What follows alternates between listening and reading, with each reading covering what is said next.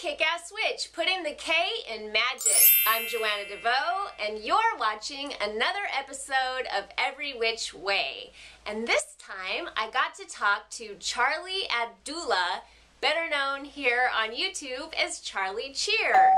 And for those of you who don't know who Charly is, she is a globe-trotting young woman who she taught English in Korea for a while, and now she's down in Mexico teaching English there. She's very passionate about languages and traveling the world. She also just happens to be such a bright, sunny, inspiring person, and I just thought you all would really enjoy getting to meet Charly, if you don't know her already, because she really is an inspirational woman, and I get a lot of joy from watching her channel, and I've learned some very interesting things about what it's like to travel solo as a woman, a young, beautiful woman, and even how she feels as a black woman, a young, beautiful black woman traveling the world alone. I had lots of questions about that, but we also got into talking about spirituality a bit,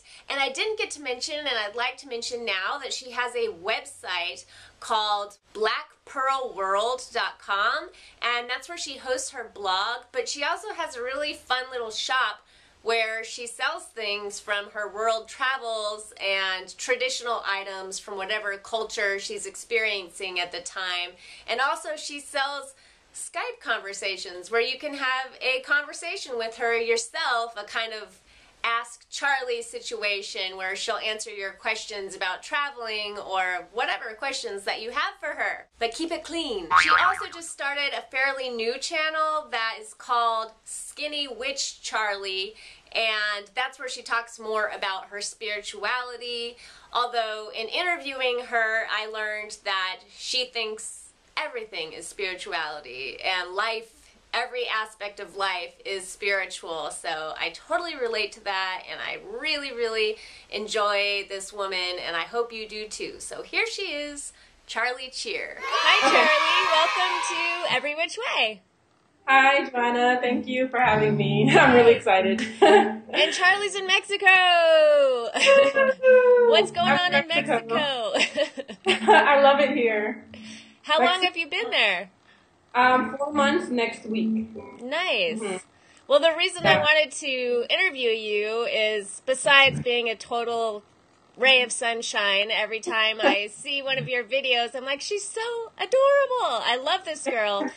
But I also am so fascinated by the fact that you are kind of traveling the world by yourself, and you're this young, pretty woman, and I'm just like, maybe it's because I'm a mom, but I'm like, is that safe? Is that okay? Like, how is she doing that? So I just have a bunch of questions for you about that. How is being in Mexico a single young woman?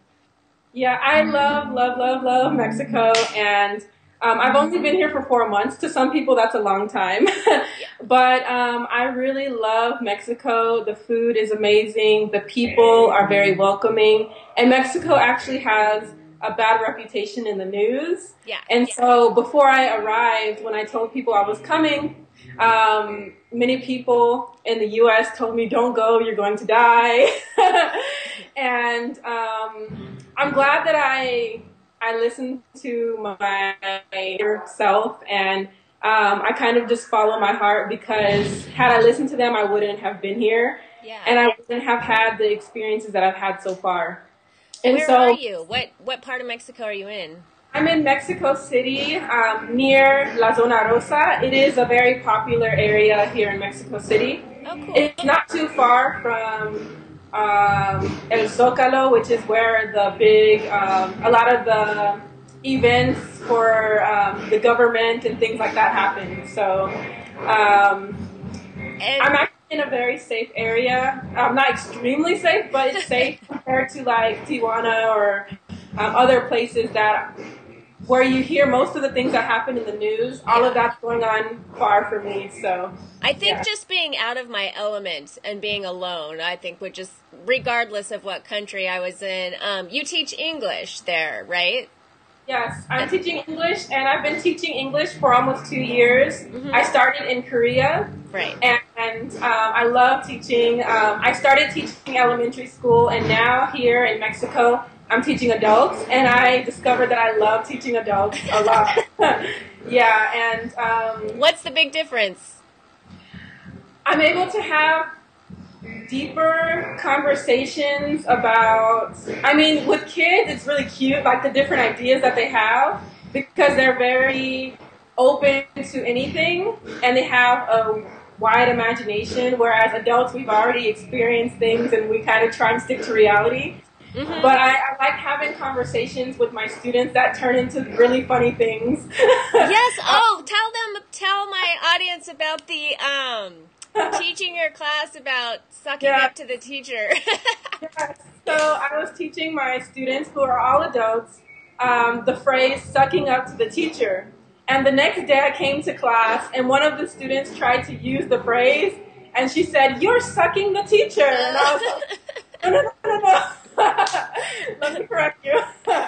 Yeah, but it was, we laughed for like 5 minutes. Yeah, that's awesome. I'll bet they want to know a lot of slang. I would think that. Yeah, they do. They want to know a lot of different phrases that we use and things like that. So I really like to teach adults. Yeah. Fun.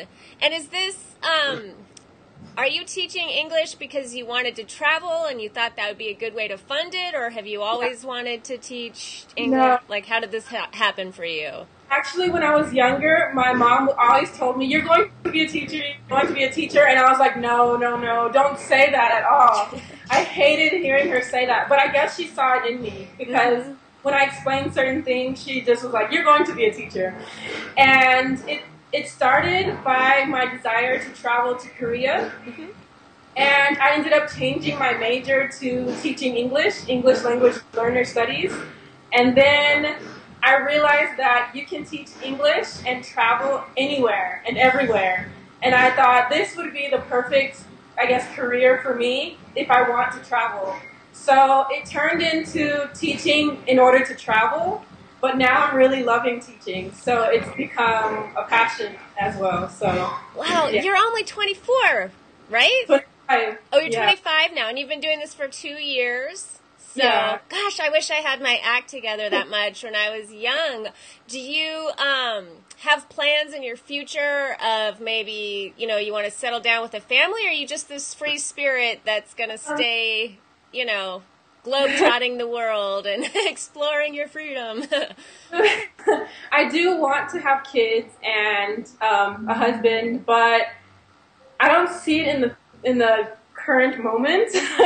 But I do have the desire to eventually have a family, which by then I would settle in one place so that my kids can have friends and have friends that they've grown up with and things like that. And maybe when they get older, if they want to travel, we can travel together or something. But that would be in the future. Family. Yeah, it's just, I had a baby when, like the day after I turned 20, so I always just think it's a good message to be like, look at this young woman who's kicking ass and traveling the world and, really exploring who you are, and you've already acquired a lot of wisdom, which is definitely reflected in your videos, that they kind of have like a spiritual bent. A girl was asking you about being, I think she was a black girl, and she had a fantasy. She wanted to like marry a Korean guy and have babies. And I'm like, oh, where is she going to go with this? And it turned into this whole spiritual lesson. Yeah, if you don't have anything to bring to a relationship, it's not time to think about it. You have to focus on yourself and growing. I have so much more growing to do before I even think about starting a family. So. Yeah. Why do you work the spiritual angle in? Is that just your language and that's just kind of what comes out? Or is that intentional and something that you want to make your life about? It's kind of, I feel like everything is spiritual. So it's kind of difficult not to include the spiritual aspects of everything, because life and every experience is a spiritual experience. So definitely I found my spirituality when I was in Korea traveling. Oh, really? Why? What was special about Korea that way? It was the first time I was long-term away from home. Mm-hmm. I grew up Christian, and I had already started, I guess, trying to discover who I am. It started in Korea when I discovered that other people all around the world have different beliefs. And how can I say that my beliefs are only the right beliefs, And the world is huge. And I made so many amazing friends, Korean friends who were Buddhists, who didn't have any religion, and they welcomed me in, and they were just so loving. And I was like, how could they be wrong? The world is just so diverse that there must be a lot of diversity in beliefs, that it's okay, Yeah. So I started exploring my own spirituality, asking my own questions, and I came to the point where I thought to myself, if I lived in the forest and I wasn't taught anything, what would I believe? And it came to me realizing back to my childhood when I picked up a book on Wicca and witchcraft when I think I was in the 7th grade. I put it away because I knew that my mom wouldn't approve. And I told myself, if this is something that is meant for me, then it'll come back to me. And it ended up coming back to me in Korea when I asked myself the question, what would I believe if I lived in the forest? That's a good question to ask yourself, actually. I used to ask my mom that when I was a kid about, if somebody lives out in the wilderness, and how will they learn about Jesus Christ? Are they going to hell because nobody ever told them about that? But yeah, I guess you would just develop a kinship with nature, and that would kind of become your spirituality. So yeah. I've definitely grown a lot from finding my spirituality. It's still a continuous growth process, but I've even been able to connect with Christians still, with my mom and stuff. I've been able to connect with her a lot, even though I've changed religions. I went to Bible study with my mom. I still like to learn about other religions. I learned about Islam because my dad was Muslim. Oh, wow. I learned about, a lot of different religions, and it's been a very good experience. That must be the Abdullah. That's your last name? Okay, that makes sense. And it also makes sense because you're a person that seems to be able to just connect with everybody, which must be such an asset when you're traveling to new places. And I think I saw something, I think it was on your blog, and you were talking about when you went to Korea, people were like, oh, they hate black people there, or something to that effect, and they're not going to like you. And then here you are saying they totally welcomed you in. So that was something, I don't know, how did that work for you, I guess? Yeah. A lot of people go with the thought, they're going to hate me, they're going to hate me, they're going to hate me, and then they attract all of these experiences that are not loving and caring and welcoming. But I went with the idea that whatever I expect is what I'm going to attract. And also, being a nice, open person attracts more nice, open people. Mm-hmm. And I had such an amazing experience in Korea. I do plan to go back, probably next year, actually. And I just met so many amazing people that welcomed me in. One day I met a friend who became one of my best friends in Korea. Her name is Minji.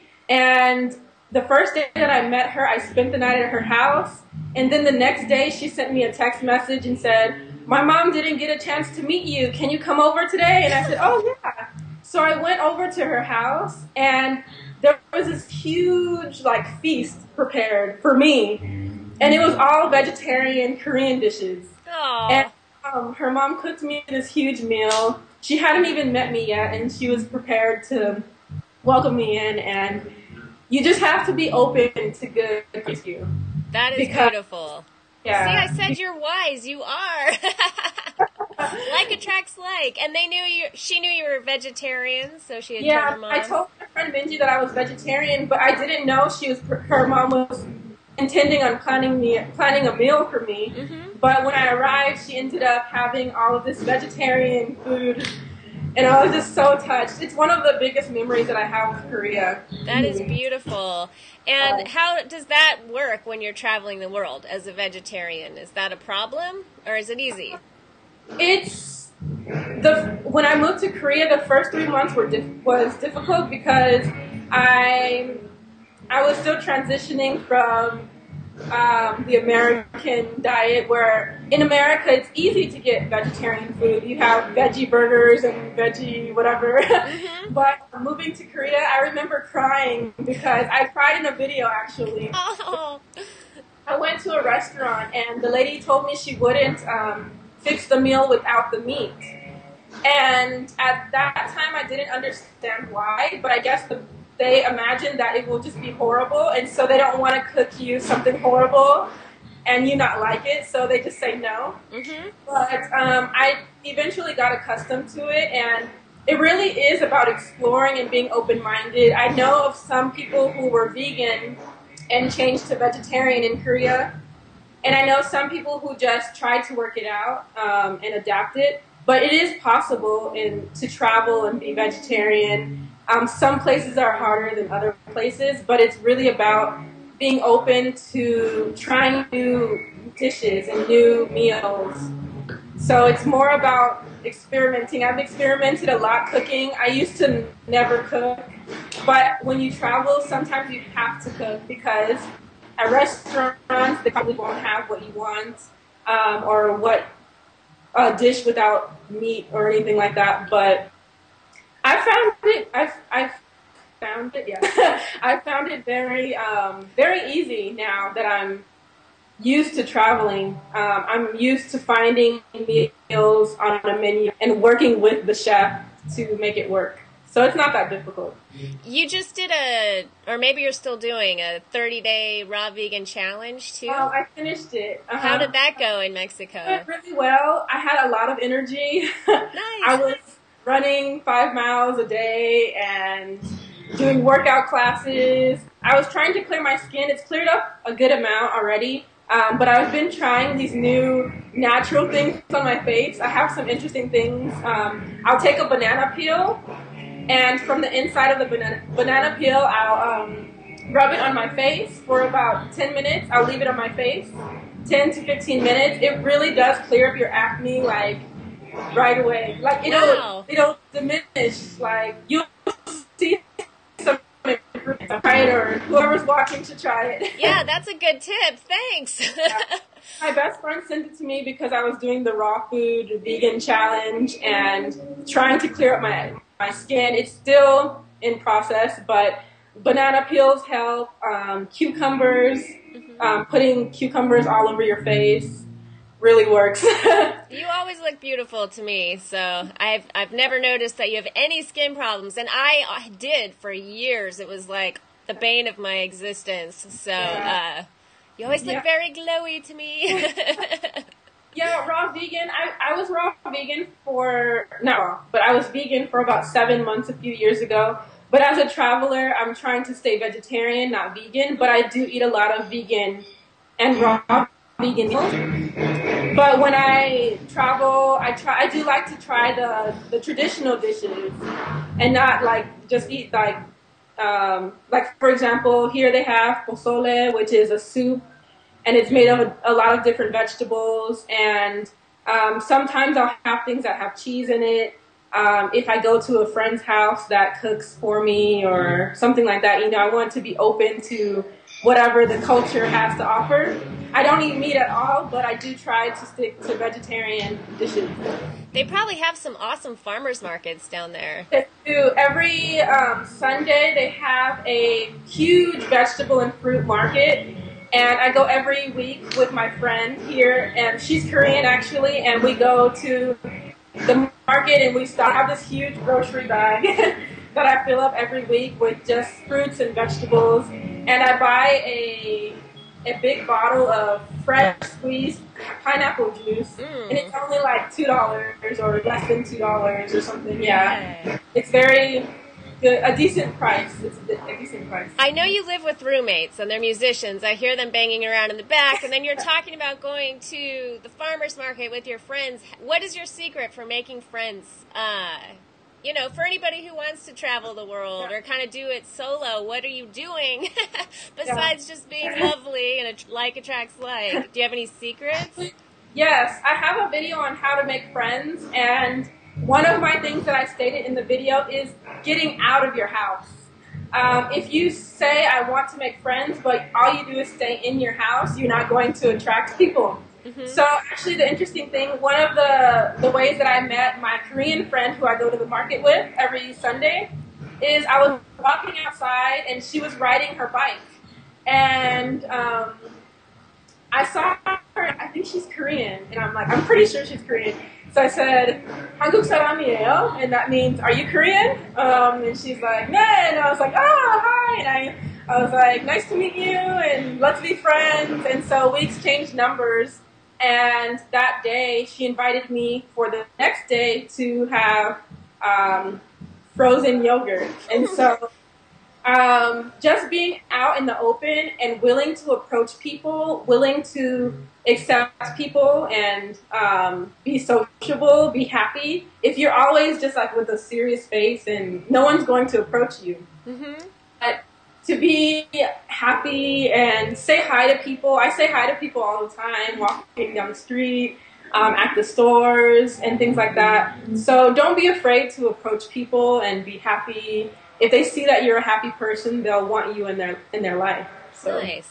Can you explain something to me that I don't understand? It's definitely a cultural thing, but I've noticed you have a thing on your website that actually got me choked up. You were talking about you didn't intend to be a spokesperson for black people traveling, but now like people ask you these questions or make these assumptions, and so you've been put in that position. And you said something about how you hope that in speaking about it, your daughter will just be a traveler as opposed to a black woman traveler, however you worded it. It really touched me. What is that about? What is it about being black and traveling? I don't understand that. When I first started traveling and making videos, I only intended to blog about being a human being traveler, you know, being a person that travels around the world. But it turned into like a lot of questions. What is it like being black in Korea? What is it like being black in Mexico? And I was like, oh, like this is a serious, like, people don't talk about it.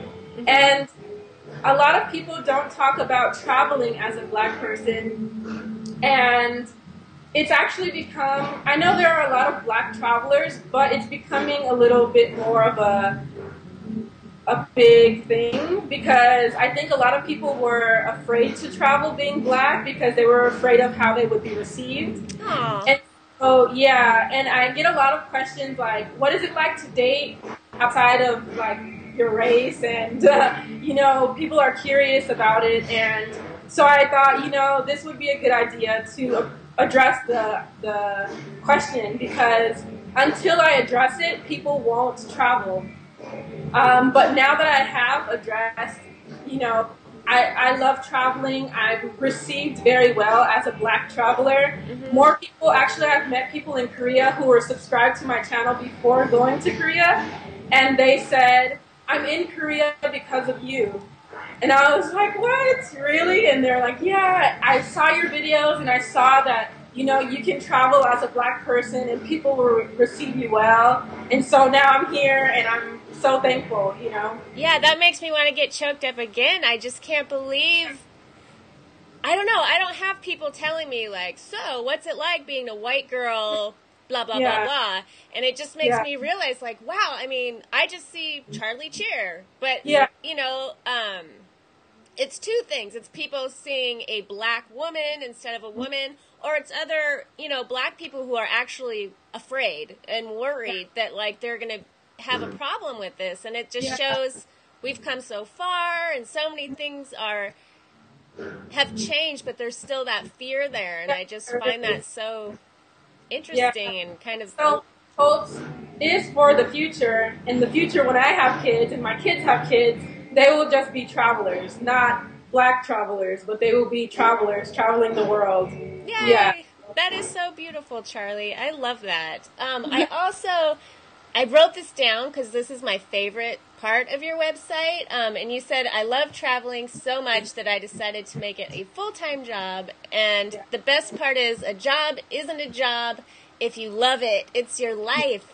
Yes. Yes. That's such a good message. Full-time traveling is a big passion of mine. And teaching has become a passion of mine. And when it's your passion, when you love, it doesn't feel like you're working. Mm-hmm. It just feels like you're living. And that is one of my biggest goals for life, is to not feel like I'm just working and barely making it by, but actually living my life, discovering new things and new tastes, new smells, meeting new people, learning new languages. I feel like all of that is part of my job and my life. And I don't separate the two. That's beautiful. And you speak Spanish, Korean, English, obviously, and sign language. What is that about? Why did you learn sign language? I learned sign language. I don't know. I decided to take a class because I found out when I was in the U.S. That one of the city colleges had classes. And when I started learning it, I was like, wow. I don't know why I exactly chose the language, but I know that I fell in love with the language. A lot of people have commented in my videos saying, sign language isn't a language. And I'm like, yes, it does. Yes, it is. It has language in the name. Deaf people have a community. They have a culture. It's so amazing. Like, the way you can express yourself without speaking words, but through expression with your body and your facial expressions. They have a culture. It's the same as if you go to Korea. They have a specific culture, traditions and things. The deaf have the same thing, and people don't realize that. And when I started taking the classes, for our final exam, we had to interpret a song. And I just got so into it and so passionate about it. My teacher, he's hard of hearing, this is the sign for hard of hearing. Mm-hmm. He's hard of hearing, and usually when people do their final exam, he has to see their script for the words and see what they're signing. But he was looking at my script, and then I started, and he put down the script, and he just watched me, and he was like, wow, you could interpret. Like, that was amazing. And he didn't need my script to follow along, and I was just so touched to know that I could communicate with another person in their language, Yeah, you really are right on your purpose, I think. Your passion for traveling and your passion for languages, I mean, you just can feel it coming out of you when you're talking about it, and I mean, you found the perfect job. Yeah, I just love being able to connect with people, and here in Mexico I speak Spanish, and people are just so happy, and they just feel so relaxed when they know that you can connect on their level. Mm-hmm. And yeah, it's also a spiritual thing. Like, I feel like it's all connected. Being able to connect with people with their language, their food, sharing the food, it's just so spiritual. I don't know, I can't explain it. I'm also learning French and Japanese now. Oh, wow. So it's an interesting process because the French accent is very difficult. But yeah. What are your tips for, like, a grown person? I know it's easier for children, but how, as an adult woman, how do you learn a new language? Do you have any little secrets for getting the hang of it? One big thing is making friends who speak the language. If you can make friends who speak the language, not only to learn the language, but to just grow and to meet people, you'll be surrounded more by the language. And even though you don't understand what they're saying, you'll slowly, as you're learning, start recognizing words here and there, and then phrases here and there. And also, I use audio programs. One of the programs I use is Pimsleur. I've used Pimsleur Korean to learn Korean, and I'm using Pimsleur French to learn French right now. I also use wow, Pimsleur should just sponsor you now. please. I search online for websites. Korean, there is Talk to Me in Korean. I met the people who do the program in Korea. They're my good friends now. And actually, Talk to Me in Korean is coming to Mexico in October, which is exciting. They have an online website, and I just do a lot of different things. It's good to use different programs, not just one, because you can get the language from different aspects. Also, if you want to learn vocabulary, there's a app for your iPhone or iPod, or online on your computer. You can download it to your computer and use it on your computer. It's called Anki, A-N-K-I, and it's a flashcard app. I'm trying to see if I have my... It's a flashcard app, and you can make your own flashcards, and you put one word on one side and then the meaning on the other. And it will remind you if you, for example, if the word is arm, you see the word arm, you press it, and it'll show you the word in Korean. If you knew the word very easily, you can set it to show again in 6 days. But if it was difficult for you, you can press soon, and the word will show up soon. Oh, neat.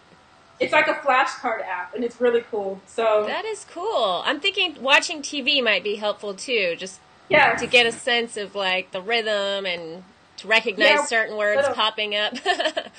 When I was little, the way I learned Spanish is I watched TV. I would sit in the living room and I would watch TV like all day in Spanish.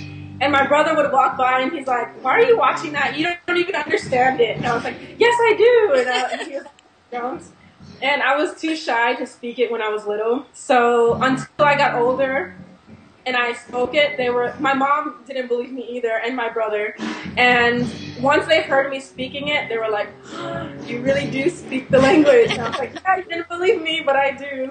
So I recommend listening to the radio, listening to music, watching TV, using online websites and audiobooks and everything. Children's books are great.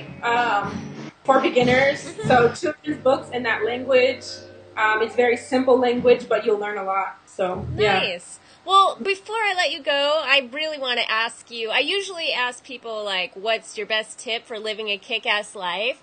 But I think for you, I want to know what's your best tip for being a solo woman traveler, because that's really intriguing to me. Yeah. My kick-ass tip would be to love yourself and be open to all that is good. By loving yourself, you will attract more people who are loving themselves. And by loving yourself, it doesn't mean that you're a traveler who is alone, because you will attract so many people who are with you and who are on the same path as you and open to the same ideas in life. So although you're a traveler alone, you're not really alone. So just self-love and love for all that is good. That's so perfect. Thank you, Charly. I loved getting to chat with you like this. Thank you. Thank you for having me. Much love. Peace. Bye.